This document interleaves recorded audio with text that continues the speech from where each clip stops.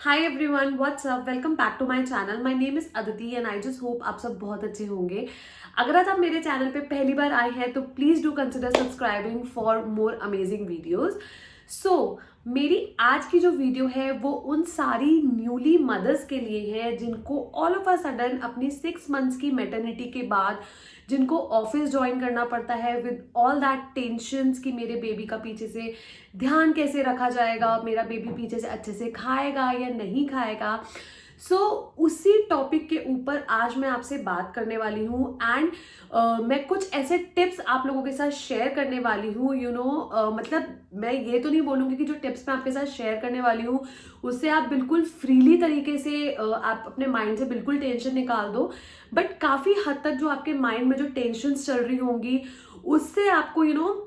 Better understanding मिलेगी कि मैं अपने बेबी को पीछे से कैसे छोड़ के जाऊं। Yes, without any further ado, let's get into this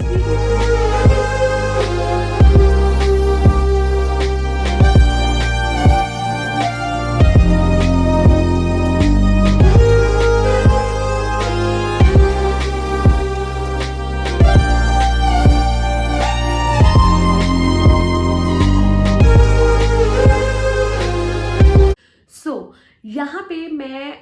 जो बेबी के जो टिप्स है कि आपको जब बेबी को आप घर पे अकेले छोड़ के जाते हो तब आपको पीछे से किन किन चीज़ों का आपको ध्यान रखना है, उसके लिए मैं आपसे बाद में बात करूंगी। बट सबसे पहले मैं यहाँ पे आपसे ये बात करूंगी, सबसे पहले मैं आपको ये बता देती हूँ कि मैटरनिटी लीव्स जो है वो एग्जैक्टली क्या होती हैं। जो मैटरनिटी लीव्स होती हैं, जब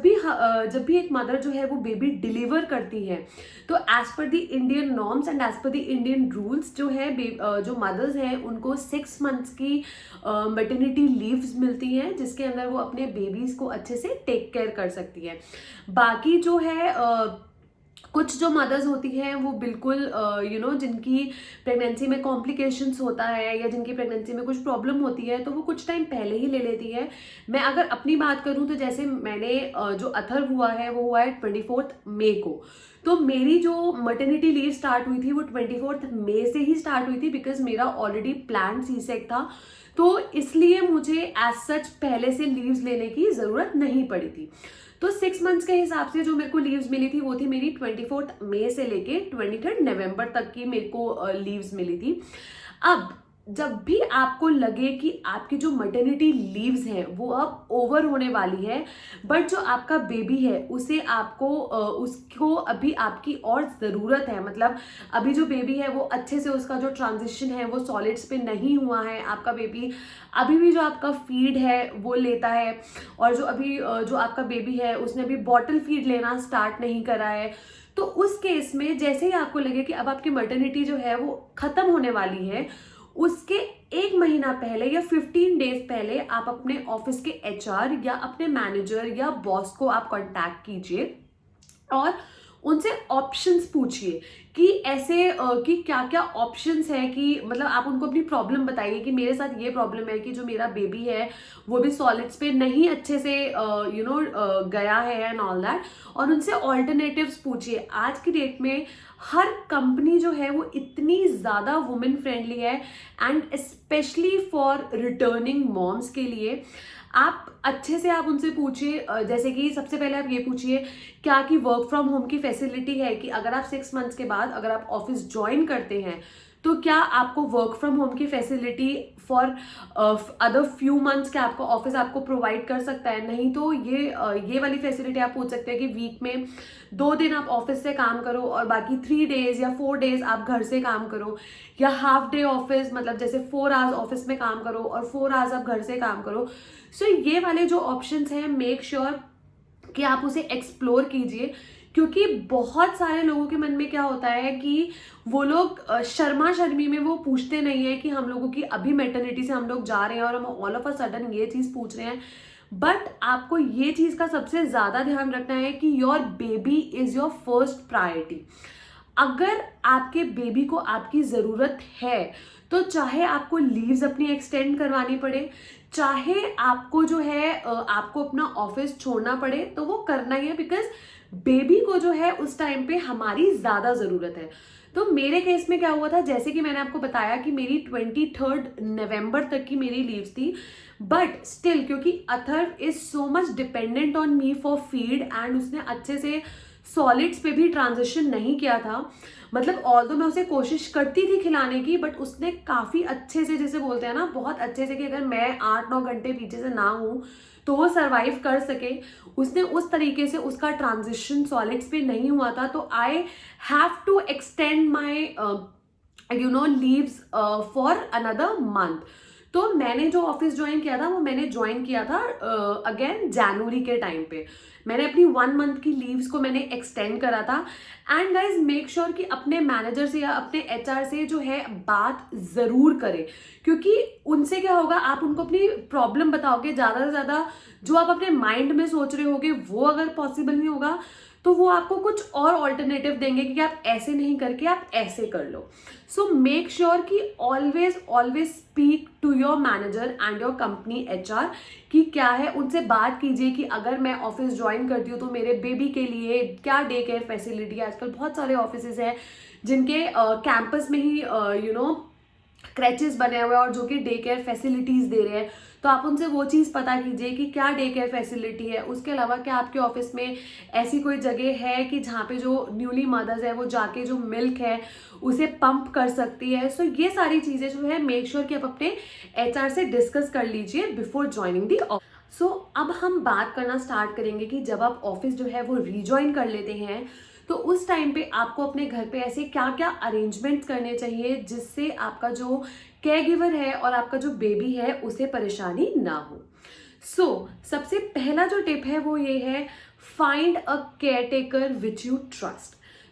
अब इसके अंदर केयर गिवर या केयर टेकर जो है वो कोई भी हो सकता है। मेरे केस में जो है केयर गिवर जो है वो अथर्व की ग्रैंड मदर है, अथर्व की दादी है। मतलब I am so lucky enough कि मतलब अगर बच्चे को अगर घर में ही किसी की टेक केयर मिल रही है इन द फॉर्म ऑफ दादी, नानी, नाना या दादा,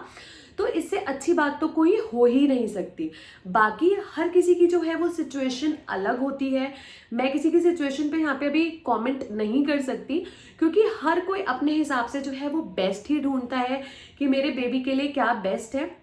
सेकेंड ऑप्शन आप ये ढूंढ सकते हैं कि अगर आपके जो इन लॉज हैं या अगर आपके जो पेरेंट्स हैं अगर वो एजेड हैं और वो बच्चे को नहीं संभाल सकते, तो आप कोई मेड या कोई नैनी आप हायर कीजिए। उससे भी आपकी जो टेंशन है वो काफ़ी कम हो जाएगी। आपको यही लगेगा कि हाँ चलो एटलीस्ट आपके घर में आपके इन लॉज या पेरेंट्स हैं जिनके सुपरविजन में जो मेड या नैनी आपने हायर करी है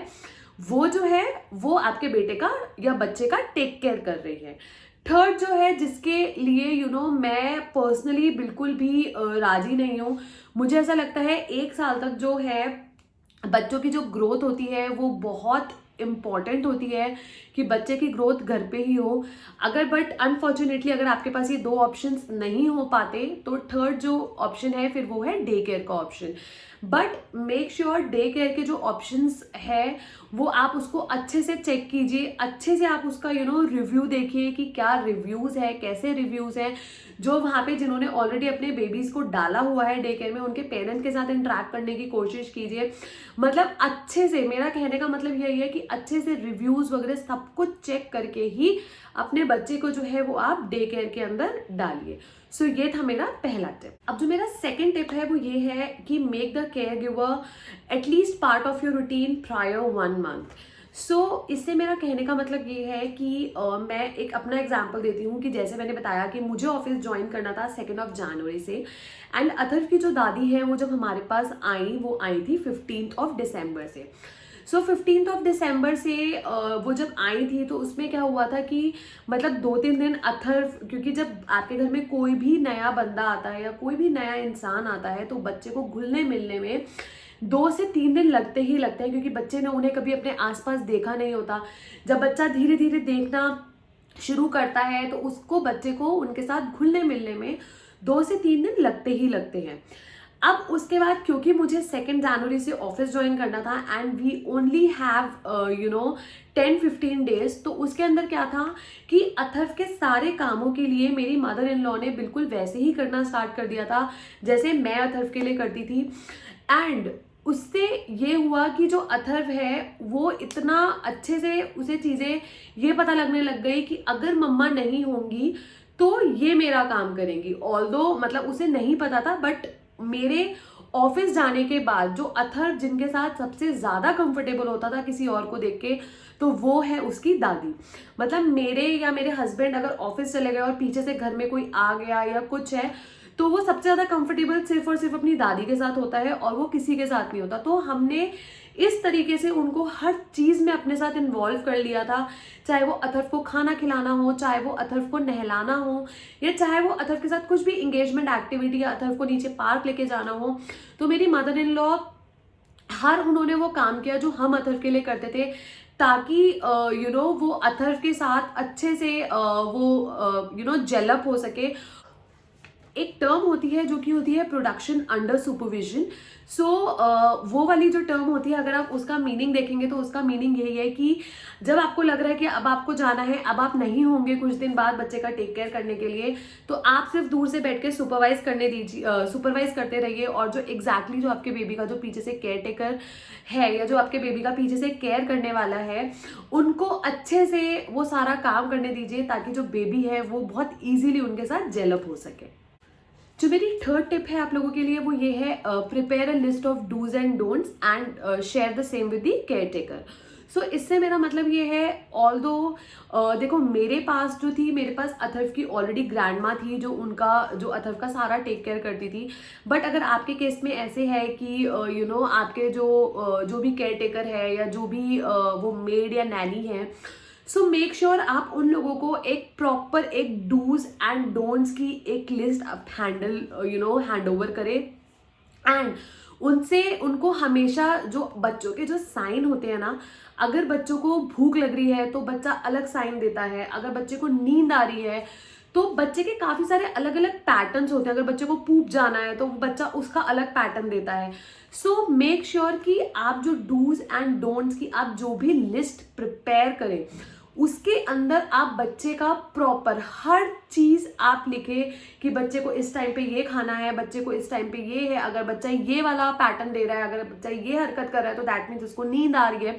सो डूज एंड डोंट्स की लिस्ट से क्या होगा कि जो भी आपका केयर गिवर या केयर टेकर होगा उसको बहुत ईजी हो जाएगा पीछे से बच्चे को संभालना। मेरा फिफ्थ टिप आप लोगों के लिए है, create a baby station which is easily accessible. So हम लोगों ने क्या करा है, ऑल्दो मैंने एज सच कोई स्टेशन वगैरह मैंने नहीं बनाया हुआ है, मैंने अथर्व के लिए मैंने एक डेडिकेटेड उसको एक कबर्ड दिया हुआ है। सो उसके अंदर 4 शेल्फ्स हैं,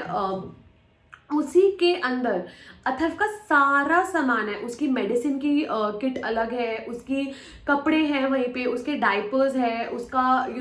हर ज़रूरत का सामान जो है वो उसी ड्रॉर में रखा हुआ है। एंड क्योंकि अब क्या होता है, जब पीछे से मैं नहीं हूँ, अगर मैंने इधर उधर भी रखा हुआ है और अगर मैं देख रही हूँ अथर्व को, तो I know it very well कि ये वाली चीज़ यहाँ रखी है, ये वाली चीज़ यहाँ रखी है, बट पीछे से जो भी आपके बेबी का जो भी ध्यान रख रहा है उसे नहीं पता। एंड बेबी को संभालने के साथ साथ चीज़ें ढूंढना ये बहुत मुश्किल हो जाता है। तो मेक श्योर आप एक डेडिकेटेड कबर्ड या एक डेडिकेटेड स्टेशन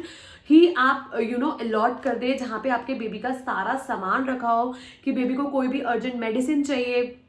वो वहाँ पे अवेलेबल हो, बेबी का पाउडर, बेबी का कोई भी चीज़ जो भी ज़रूरी है वो रख दीजिए, ताकि जो भी पीछे से आपके बेबी का ध्यान रख रहा है उसे एक बेबी के छोटे मोटे सामान के लिए, आपका डायपर हो गया या बेबी की कुछ भी बेबी का फेवरेट टॉय हो गया, या बेबी क्योंकि छोटे बच्चे होते हैं उनके कपड़े इतने जल्दी जल्दी गंदे होते हैं, बेबी के कपड़े हो गए, उसके लिए उनको इधर उधर भागना ना पड़े, एंड वो बहुत कंफर्टेबली जो है वो बच्चों के साथ टाइम स्पेंड कर सके। जो मेरा नेक्स्ट टिप है आप लोगों के लिए वो ये है, don't load the care taker with any other responsibility. अब इससे मेरा मतलब कहने का ये है कि देखो, जब हम बच्चों के साथ टाइम स्पेंड करते हैं तो हमारी एज में, और जो भी केयर गिवर है, मैं यहाँ पे बात कर रही हूँ जैसे कि मेरी मदर इन लॉ अथर्व को देखती हैं, तो उनकी एज में और मेरी एज में there is a huge difference, ठीक है। तो आपको देखना पड़ेगा, अगर आपके इन लॉज देख रहे हैं या आपके पेरेंट्स आपके बच्चों को देख रहे हैं, तो उनको कोई और रिस्पॉन्सिबिलिटी, जैसे पीछे से कुकिंग हो गया या पीछे से साफ सफाई हो गई या कोई भी एक्स्ट्रा काम हो गया, नीचे जाके सामान लाना या कुछ भी काम हो गया, आप उनको उससे टोटली आप फ्री कर दीजिए, क्योंकि बच्चों के साथ जो है ना वो बहुत एनर्जी जाती है और ये हम सबको पता है। उसके बाद हम ये भी चाहते हैं कि जब हमारा बच्चा जब रेस्ट करे तो उनके साथ वो भी रेस्ट करे, क्योंकि वो भी बहुत थक जाते हैं। सो आई एम प्रिटी श्योर कि आज की डेट में हर किसी के घर में आज की डेट में जो है वो क्लीनिंग के लिए और यूटेंसिल्स के लिए ऑलरेडी मेड्स अवेलेबल होती हैं।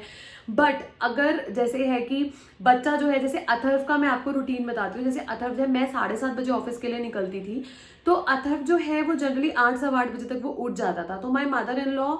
ऑलवेज वो हमेशा हमारे जाने से पहले ही वो शार वगैरह सब कुछ ले लेते हैं। But I am so blessed enough कि मेरी मदर इन लॉ को ये बिल्कुल भी नहीं था कि आप मॉर्निंग में कुक करके जाओ या कुछ है। वो हमेशा प्रेफर करती थी अथर्व को एकदम गर्म खाना खिलाने की।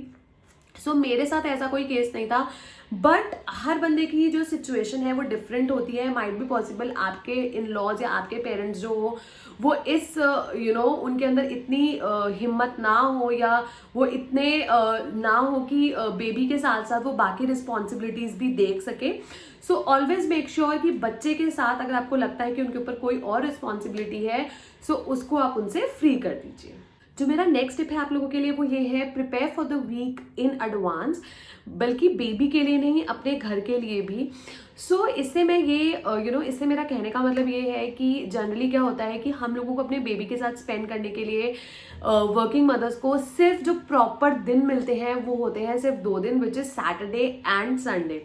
बाकी के 5 दिन तो आपको पता है कि कैसे स्टार्ट होता है दिन और कैसे रात हो जाती है वो हम लोगों को पता ही नहीं चलता। हम लोग मतलब 7 साढ़े 7 तो हम ऑफिस से ही आते हैं, और उसके बाद आके हम इतने ज़्यादा घर के कामों में लग जाते हैं, सब होता है। एंड जब तक हम लोग फ्री होते हैं तब तक या तो हमारा जो बेबी है वो सो चुका होता है या हम लोग इतने थक जाते हैं। सो ऑलवेज मेक श्योर कि जो भी आपको सैटरडे मिलता है या संडे मिलता है उसके अंदर एक जो हाफ डे है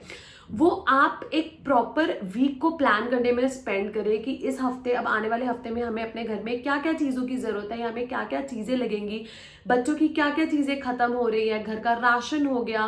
ताकि जो भी पीछे से जो भी आपके बच्चों का टेक केयर कर रहा है उनको पीछे से एक ज़रा सी चीज़ों के लिए बार बार आपको फ़ोन करने की या बार बार नीचे उतर के जाने की ज़रूरत ना पड़े। अब जो मेरा 8 टिप है वो है आप लोगों के लिए, और जो कि बहुत इंपॉर्टेंट टिप है, ये टिप है रिलेटेड टू फीडिंग। सो ये वाला जो थॉट है ये बहुत सारी मदर्स के माइंड में आता है कि जो मेरा बच्चा है वो तो बिल्कुल जो है वो मेरी फीड के ऊपर डिपेंडेंट है। एंड मैं पीछे से अगर उसे भूख लगी या वो भूखा हुआ, उसने पीछे से अगर खाना नहीं खाया ढंग से, या उसे ढंग से कुछ नहीं खाया, तो वो कैसे मैनेज करेगा। काफ़ी लोगों को तो ये पता भी नहीं है कि जो ब्रेस्ट मिल्क है वो खाली एक ही फॉर्म में नहीं दिया जाता कि सिर्फ बच्चा ही उसको डायरेक्टली पी सके। जो ब्रेस्ट मिल्क है वो काफ़ी आप जो मदर्स हैं उसे पंप करके आप फ्रिज के अंदर रख सकते हैं, एंड वो 6 से 7 घंटे तक बहुत आराम से बहुत ईजिली वो 6 to 7 आवर्स वो चल जाता है।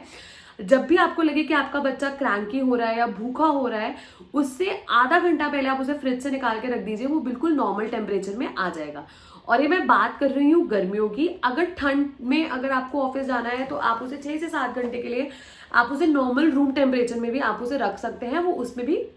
जो है बहुत इजीली और बहुत अच्छे से जो है वो आपका जो भी ब्रेस्ट मिल्क आपने पंप करा है वो बहुत इजीली चल जाएगा।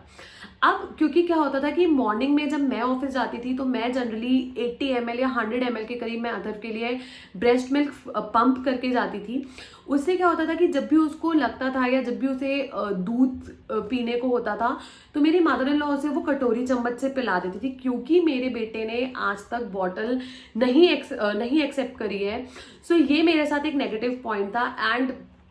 पीछे से जैसे कि मैंने बताया कि एक डूज एंड डोंट्स की आप जैसे एक प्रॉपर लिस्ट आप देके जाओ, जो अगर आपका बेबी जो है अगर उसका सॉलिड पे भी ट्रांजिशन हो रहा है या हो जाता है तो मेक श्योर कि आप अपने केयर गिवर को आप प्रॉपर बताओ कि अब वो इस टाइम पे ये चीज़ खाएगा, वो इस टाइम पे ये ही पर्टिकुलर फ्रूट खाएगा। क्योंकि डॉक्टर्स भी ये बोलते हैं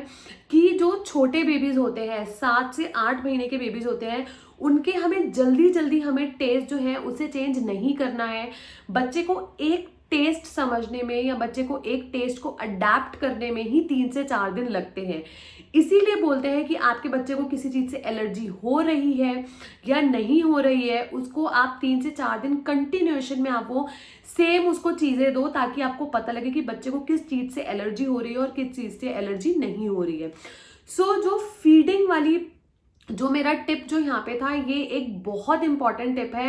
एंड यही एक चीज़ होती है सबसे ज़्यादा बच्चे के खाने पीने की जो टेंशन होती है ना, वही सबसे ज़्यादा रहती है। सो अगर आप अपना ब्रेस्ट मिल्क जो है वो अगर आप पंप करके बेबी के लिए रख जाते हो और बच्चे को कुछ कुछ चीज़ें जो है, जो अगर आप डूज एंड डोंट्स की एक प्रॉपर लिस्ट बना के जाते हो, तो उससे जो है काफ़ी हद तक जो है वो हेल्प हो जाएगी आपके लिए भी और केयर गिवर के लिए भी। एंड लास्ट में एक चीज़ बिल्कुल ध्यान रखना, बच्चे हमेशा अपना पेट भरने लायक खा लेते हैं। जैसे कि हमें भूख लगती है तभी हम खाते हैं, ऐसे ही बच्चे को जब भूख लगेगी बच्चा भी तभी खा लेगा। आपको बिल्कुल ऐसे सोचने की जरूरत नहीं है कि अरे मेरे बच्चे ने सुबह से कुछ नहीं खा रखा है या कुछ नहीं खाया। माइट भी पॉसिबल हो सकता है कि बच्चे को कोई और प्रॉब्लम हो इसलिए उसका खाने का मन नहीं है। सो ऐसा बिल्कुल सोचने की जरूरत नहीं है कि वो कुछ नहीं खा रहा या वो कुछ नहीं खा रही। जब जिसको जैसे भूख लगेगी वो वैसे हर चीज़ें अडेप्ट कर लेगा। आप लोगों के लिए वो ये है, start making notes related to babies. So generally क्या होता है, मतलब मैंने आज तक कभी नोट्स तो नहीं बनाए, बट आई मेक श्योर कि मैं अथर्व का जो वेट हो गया या उसकी पसंद और नापसंद की जो चीज़ें हो गई ना, मैं उसको हमेशा नोट डाउन करके रखती थी। बिकॉज मेरे को ये चीज़ बहुत अच्छे से पता थी कि मुझे ऑफिस जो है वो रिज्वाइन करना है एंड उसके बाद मेरी मदर इन लॉ को ही उसे देखना है। सो कभी ऐसा होता है कि मैं जब वो मुझे कॉल कर रही है तो मैं कॉल पिक नहीं कर पाई या कुछ नहीं हुआ, तो शी ऑलवेज नोज कि कहाँ पे मेरी कौन सी चीज़ पड़ी है, और वो उसके अंदर से देख के वो इजीली बच्चे को वो चीज़ दे देती है। या आपके डॉक्टर्स के पेपर हो गए जहाँ पे डॉक्टर्स ने मेडिसिन बच्चे को बोला है कि ये मेडिसिन देनी है, तो जैसे मैंने बताया था कि आप जो प्रॉपर एक स्टेशन बनाओगे ना, उसके ऊपर आप सारी चीज़ें, चाहे वो आपने जो बेबी के रिलेटेड आपने नोट्स बनाए हैं या फिर बेबी के कोई भी डॉक्टर से रिलेटेड पेपर्स हैं या कुछ भी है, आप उसी पे रखो। एंड इवनिंग में जब आप घर पहुंचते हो, ऑलवेज मेक श्योर कि आप उनसे बात करो कि आज बच्चे ने क्या खाया है, ताकि आपको पता लगे कि बच्चे का जो इंटरेस्ट है या बच्चे का जो टेस्ट है वो किस चीज़ के ऊपर डेवलप हो रहा है। जो मेरा नेक्स्ट स्टेप है वो आप लोगों के लिए है, वो ये है, keep some activities bonding related for yourself. So generally क्या होता है, मुझे ऐसा लगता है आज के डेट में जितने भी छोटे बच्चे हैं, मतलब अथर्व तो अब 2 साल का हो गया है, still he is enjoying massage and bathing like anything. So मुझे ऐसा लगता है ये वाली जो एक्टिविटी होती है ना, ये वाली एक्टिविटी में आप 15 से 20 मिनट जो होते हैं ना, बहुत बॉन्डिंग वाले आप अपने बेबी के साथ स्पेंड करते हो। सो जनरली क्या होता था, चाहे ठंड हो चाहे गर्मी हो, तो हम क्या करते थे, हम अथर्व को ना रात को ही नहलाते थे। जनरली गर्मी में तो वो 2 बार नहाता था, दिन में उसकी दादी उसे नहला देती थी एंड रात को हम उसके साथ हम उसे मसाज करके हम उसे नहला देते थे। क्योंकि बच्चे जो होता है ना, 1 साल तक डॉक्टर्स कहते हैं बच्चे को दिन में 2 बार मसाज दो, तो हम अथर्व को 2 बार मसाज करते थे। सो उससे क्या होता है, जो बॉन्डिंग होती है ना पेरेंट्स की और बेबीज की, वो बहुत स्ट्रांग होती है। एंड स्ट्रांग से ज़्यादा आपको एक बहुत अच्छा टाइम स्पेंड करने को मिलता है अपने बेबी के साथ। वो 15-20 मिनट्स जो होते हैं ना मसाज करते हुए या बच्चे को नहलाते हुए, वो सिर्फ आपके और आपके बेबी के होते हैं, जिसके अंदर आप बच्चे के साथ आप कुछ भी इंटरेक्ट कर सकते हो, आप बच्चे को नई नई चीज़ें सिखा सकते हो। सो यस, ये था मेरा नेक्स्ट टिप। अब जो मेरा नेक्स्ट और लास्ट टिप है आप लोगों के लिए, जो कि बहुत इंपॉर्टेंट टिप है and specially for newly mothers के लिए, कि don't call the care giver continuously. अब हम लोगों के साथ क्या होता है कि हम लोग जब ऑफिस जाते हैं, तो जब हम लोग नया नया ऑफिस जाना स्टार्ट करते हैं, तो हम लोगों के माइंड में इतना कुछ चल रहा होता है कि अरे मेरा बच्चा पीछे से खा रहा है, उसने क्या कर रहा है, वो क्या नहीं कर रहा। सो उस चक्कर में क्या होता था कि मैं मेरी मदर इन लॉ को, मतलब व्हेन आई ज्वाइंड ऑन 2 जनवरी, मैंने उनको 2 दिन तक कंटिन्यूसली मैंने इतना कॉल किया कि अथर्व क्या कर रहा है, क्या नहीं कर रहा। बाद में आई रियलाइज, जब अथर्व जब उनके साथ एडजस्ट हो गया 1 हफ्ते बाद, तो आई रियलाइज कि यार जब मैं अथर्व के साथ अकेली थी, तो किसी का कॉल आता था, मुझे किसी की, मतलब मुझे मेरा ये भी नहीं पता होता था कि मेरा फ़ोन एग्जैक्टली कहाँ पड़ा हुआ है। मैं अथर्व के काम ही इतने ज़्यादा हो जाते थे एंड जब अथर्व सोता था तो उसके बाद मेरे पास घर के काम इतने हो जाते थे। तो बार बार कॉल आप कर रहे हो ना, तो उससे क्या हो रहा है, जो भी ध्यान रख रहा है आपके बेबी का, उसका पूरा जो फोकस है वो बेबी से हटके वो फोन पे आ रहा है। बच्चे को जितनी अटेंशन मिलनी चाहिए उतनी अटेंशन बच्चे को मिल नहीं रही है, एंड बच्चा भी बार बार ये देख रहा है कि वो जो है वो बार बार फोन पे लगे हुए हैं। सो ये जो टिप है ना, ये वाला टिप ये वाला है, क्योंकि मैंने जैसे स्टार्टिंग में अपनी वीडियो में जो आपको सेकंड टिप दिया था कि केयर गिवर ही आप ऐसा रख रहे हो जिसपे आप ब्लाइंडली ट्रस्ट कर सकते हो। और यहाँ पे जनरली हम जो केयर गिवर्स होते हैं, हम आज की डेट में मुझे ऐसा लगता है कि मेड्स वगैरह रखना घर में कोई प्रेफर नहीं करता, या तो दादी नानी होते हैं या जनरली जो बच्चे हैं वो डे केयर में ही जाते हैं। ये जो है ना, बार बार कॉल करके पूछना, अगर आपका बेबी अगर डे केयर में भी जाता है तो आप बार बार कॉल करके आप नहीं पूछ सकते। They will simply give you a camera access, कि आप यहाँ से कैमरा का एक्सेस ले लीजिए। अगर आप बार बार अगर आप कैमरा भी देखोगे ना, और अगर एक बार आपका बेबी गिरेगा भी डे केयर में या कुछ भी होगा, यू विल बी सो वर्रिड अगर आप बार बार देख रहे होगे। सो उससे बेटर है कि अगर आपका बेबी डे केयर जा रहा है तो बार बार जो है वो आप कैमरे को मत देखिए कि मेरा बेबी अब क्या कर रहा है, अब क्या खा रहा है, अब सो रहा है या नहीं सो रहा। और अगर जो भी केयर गिवर आपके बेबी का ध्यान रख रहा है तो उसे बार बार कॉल करके मत पूछिए, क्योंकि उसका जो फोकस है वो बेबी से जो है वो हट जाता है।